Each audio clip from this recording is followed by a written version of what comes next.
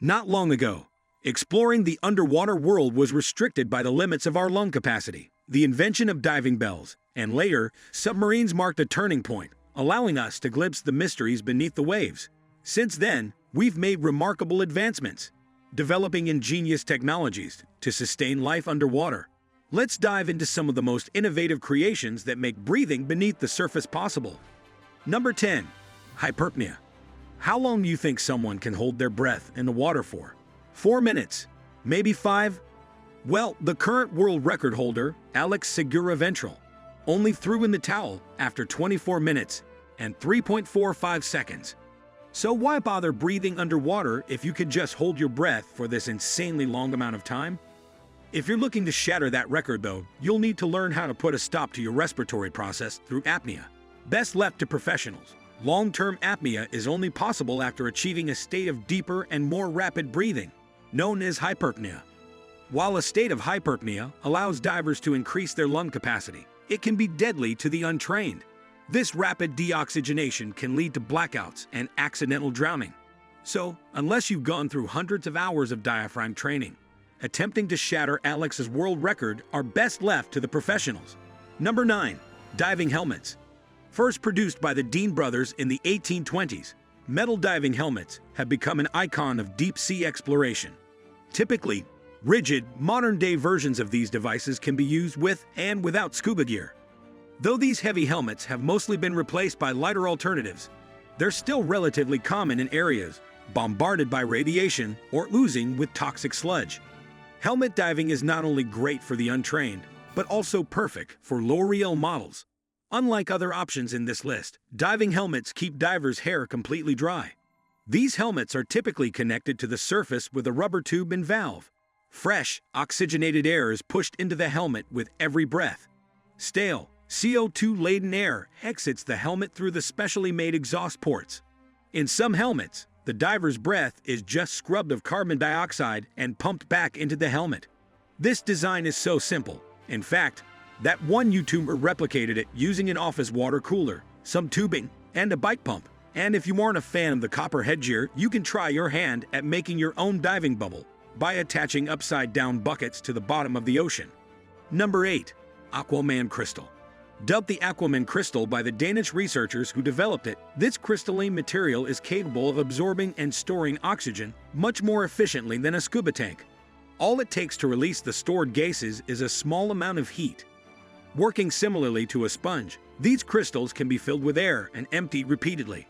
So, could a spoonful of these crystals really suck all the oxygen out of the room? Probably not, but scientists do think divers could get by on a handful of them.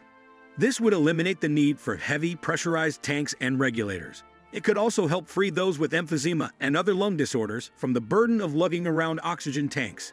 Sadly, it may be years before we see them in action, because they're still being researched. But they're a promising development for sure. Number 7. Air Buddy. Between the tanks, flippers, and hoses, the average diver needs around 30 kilograms of equipment. This can make diving a tall order for those of us who are unfit or infirm. That's where the Air Buddy comes in. Touted as a cross between snorkeling and diving, the Air Buddy weighs just 20 kilograms and floats on the surface up to 12 meters above the diver, so you can feel free underwater. Not only can it fit in most carry-on bags, it is also stupidly simple to operate. Just switch it on, hook it up, and get exploring.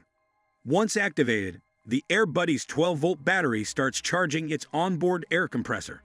It then sucks in air from the surface, pushes it through a line of rubber tubing, and into the diver's regulator. Though the Air Buddy only operates at very shallow depths, it's both cheaper and more sustainable than your typical bag of scuba gear. Number 6. Breathing Observation Bubble.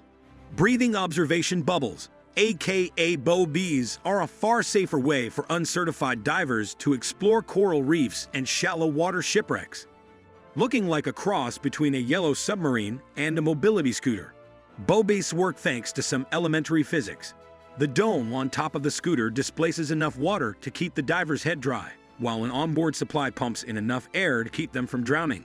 To descend or ascend, the rider pushes a button. Steering mimics a real scooter.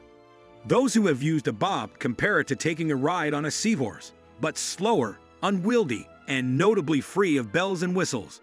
The Hublot exosuit is a different story. Sponsored by the famed watch company of the same name, this 600,000 wearable submarine is full of special features. It not only allows the divers to move about while submerged 300 meters below the surface for up to 50 hours, but it can also capture HD video, light dark spaces, and zoom about at high rates of speed thanks to inbuilt thrusters. Number 5. Scorkl. If the Air Buddy is still too heavy for you, you should consider the Scorkl. About the size and weight of a standard bottle, this rechargeable oxygen tank can provide enough air for 10 minutes of uninterrupted diving.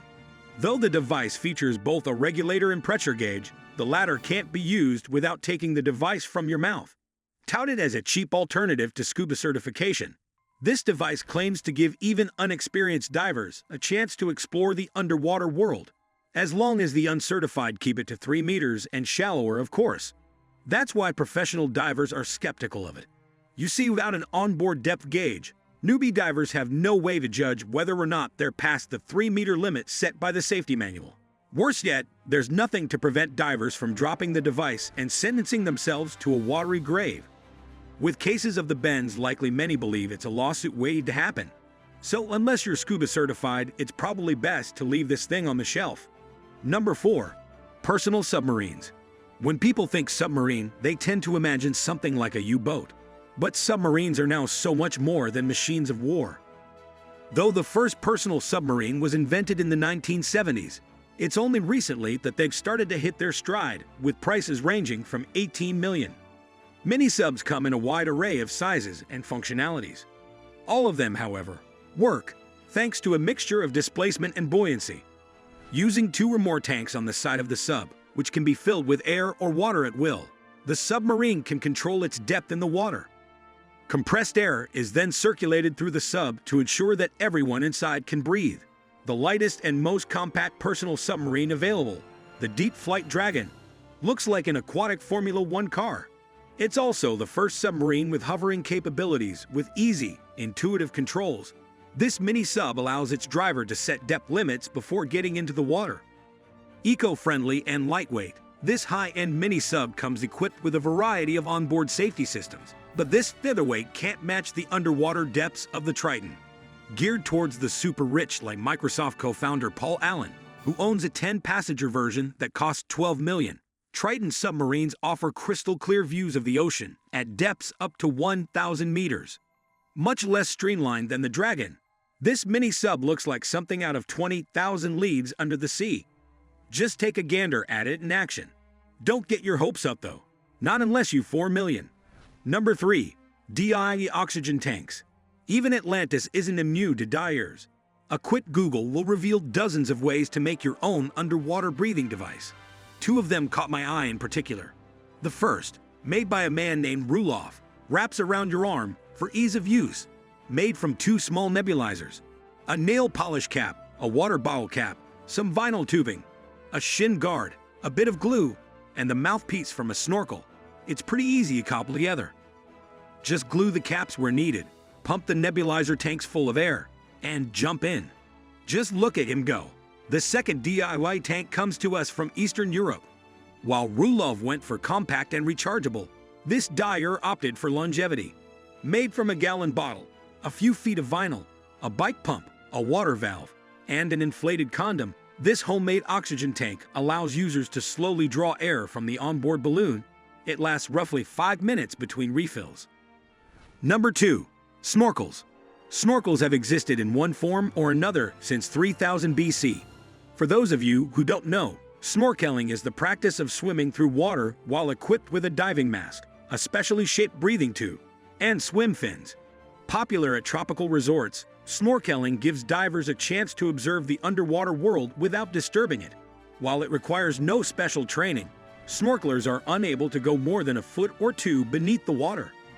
As exhaling doesn't push out all the carbon dioxide out of the breathing tube, snorkeling for long periods of time can increase your risk of hyperpnea, which is elevated levels of CO2 in the blood.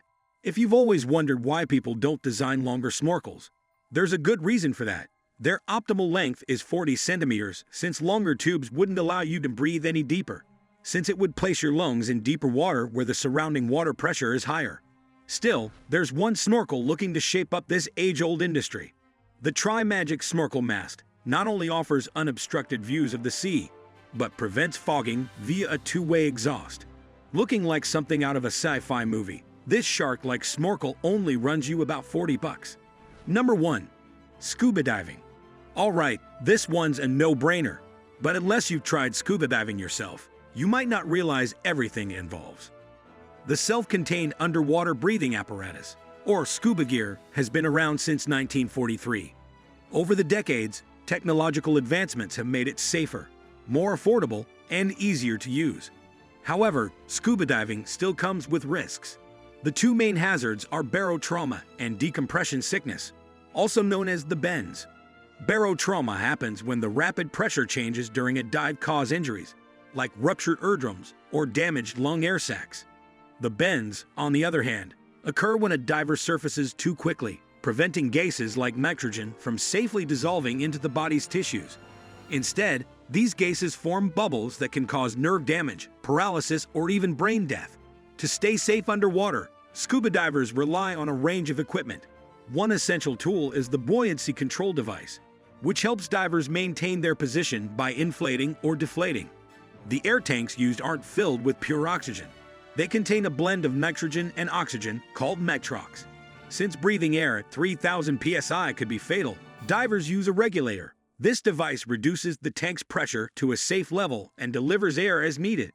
It's a highly technical activity, which is why proper training is a must before diving. Would you ever try to create your own oxygen tank?